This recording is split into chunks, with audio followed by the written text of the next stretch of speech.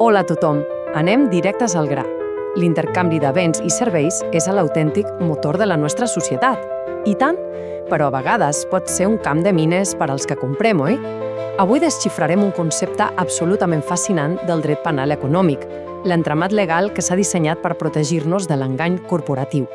Aquesta sessió analitzarà precisament els delictes contra els consumidors i com el Codi Penal actua com un veritable escut per evitar fraudes a gran escala. A veure, tots hem vist anuncis d'aquells que prometen miracles, cremes que esborren les arrugues d'un dia per l'altre o productes amb propietats gairebé màgiques. Ja sabem que el màrqueting viu de l'entusiasme i l'exageració, però on és exactament la línia vermella? En quin moment una simple exageració deixa de ser una tàctica comercial, diguem-la, qüestionable i es converteix literalment en un delicte penal segons la llei espanyola? Aquesta és la gran incògnita que desgranarem avui pas a pas. Per entendre-ho de veritat, dividirem aquesta anàlisi en 6 blocs ben clars. Primer parlarem de la protecció del consumidor, després de com funciona la barrera penal anticipada, passarem a la publicitat enganyosa segons l'article 282, veurem com s'aplica en el cas pràctic o puere, analitzarem la facturació fraudulenta de l'article 283 i, finalment, marcarem exactament on és el límit amb l'estafa. Som-hi! Comencem pel primer punt, la protecció del consumidor i per què parlem de consumidor vulnerable. Fixeu-vos bé, en el mercat actual, el terreny de joc no està gens anivellat. Hi ha un desequilibri de poder sistèmic brutal. D'una banda, tenem grans empreses que controlen els recursos i la informació, i de l'altra, els compradors individuals, que són la part feble de la cadena. Per això, protegir-nos no és només una idea bonica, és un mandat constitucional directe. L'article 51.1 obliga els poders públics a defensar els nostres interessos econòmics. I és lògic. Com remarquen les fonts jurídiques, si no existís aquesta xarxa de seguretat, la por als fraus frenaria el consum de cop, i això seria un autèntic desastre per a tota l'economia. Passem al segon punt, la barrera penal anticipada, o com anticipar el dany abans que passi. D'acord, això és superinteressant. Com s'ho fa la llei per protegir tothom abans que el desastre econòmic ja sigui un fet? Normalment, en el dret penal clàssic, necessites que et robin per parlar de delicte, oi? Però amb els delictes contra els consumidors, la llei no s'espera pas. Fa servir una tècnica coneguda com l'avançament de la barrera punitiva. Què vol dir això a la pràctica? Doncs que el legislador eleva a delicte el simple fet de crear un risc col·lectiu. És el que, en dret, anomenem un delicte de mera activitat. És a dir, atenció a això, ningú ha de perdre ni un cèntim perquè l'empresa ja hagi comès un acte criminal. Només llançar l'engany al mercat ja és delicte. Arribem al tercer punt clau, la publicitat enganyosa al delicte central recollit a l'article 282. Amb aquesta idea d'anticipació tan clara, l'eina principal per frenar els fraus és l'article 282. Però compte, no qualsevol anunci enganyós entra aquí. Es necessiten 3 requisits molt concrets. Primer, només ho poden cometre fabricants o comerciants, òbviament. Segon, hi ha d'haver afirmacions falses o incertes. Però el tercer punt és el veritable filtre. El missatge ha de tenir la capacitat objectiva de causar un perjudici greu i manifest. Pensem-hi, dir que vens la millor pizza de la ciutat no és delicte, però difondre mentides estructurals que posen en greu risc econòmic un grup de consumidors mitjanament informats, això sí, això ja és cruar a línia. I ara aterrem-ho al quart punt, el cas pràctic u puere, passant de la teoria a la realitat.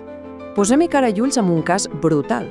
La sentència 1097/2009 del Tribunal Suprem sobre el cas u puere. Què va passar exactament? Uns directius van muntar una campanya publicitària venent estudis superiors d'osteopatia. Els fulletons afirmaven amb rotunditat que era un títol oficial homologat per una universitat britànica.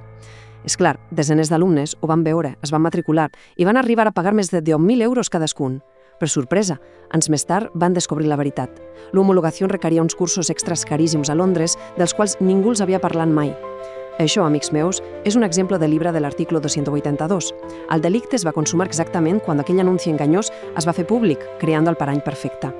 Canviem de terç al cinquè punt, la facturació fraudulenta, de l'article 283, l'engany automatitzat. Perquè, no ens enganyem, la publicitat no és l'única manera de fer trampes. El Codi Penal té un altre as a la manga per als fraus amb màquines, l'article 283. Pensem en situacions del dia a dia, posar benzina, agafar un taxi o pagar pel consum de dades del mòbil. Confiem cegament en el que diu la pantalla, veritat? El legislador sap perfectament que aquesta confiança es pot explotar. Per això es penalitza de forma molt severa l'alteració d'aquests aparells automàtics. Es tracta de protegir el dret del consumidor a que la màquina reflecteixi la realitat exacta del que estem comprant. I com funciona la mecànica d'aquest delicte en concret? Solen ser 3 passos. Primer, s'altera la màquina físicament, o molt més freqüent avui en dia, se'n modifica el programari. Segon, l'aparell falseja la mesura automàticament, per exemple, et posa menys combustible del que marca. I tercer, t'emet una factura inflada. Però atenció a aquest detall legal, perquè és impressionant. El delicte es consuma en el moment exacte de la facturació, és a dir, quan el preu apareix a la pantalla del sortidor. No fa falta ni tan sols que traguem la targeta per pagar perquè l'empresa ja hagi comès el delicte. De nou, l'avançament de la barrera punitiva en tota regla. I, finalment, arribem al 6è punt, el límit amb l'estafa. On és la frontera legal? Ara bé, què passa quan la trampa s'activa del tot i efectivament perdem els nostres diners? Aquí tenim el gran contrast. A l'esquerra tenim els delictes que hem vist, el 282 i el 283, que són delictes de perill hipotètic. Són el nostre escut preventiu. Però a la dreta tenim l'article 248, l'estafa de tota la vida. Aquesta és l'espasa final. Si una empresa fa un anunci mentider, comet l'article 282. Però compte, si milers de persones, com els alumnes de l'UPR, efectivament desemborsen els seus diners a causa d'aquest anunci, llavors parlem d'una pèrdua financera real, un desplaçament patrimonial. Aquí passem a parlar d'estafa, i això vol dir un concurs de delictes amb penes molt més severes per a l'empresa infractora. Per anar tancant, hi ha una reflexió de la sentència del Suprem sobre el cas UPR, que resuma a la perfecció el repte que tenim al davant.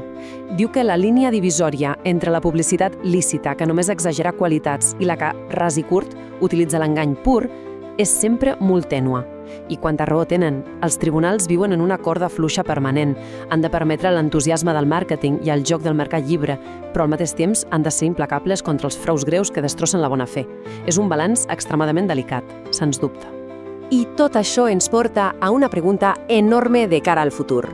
Avui hem vist com frenar fulletons tramposos o balances trucades, però què passarà en un món on la intel·ligència artificial i els algoritmes ja són capaços de generar publicitat enganyosa ultrapersonalitzada a una escala massiva?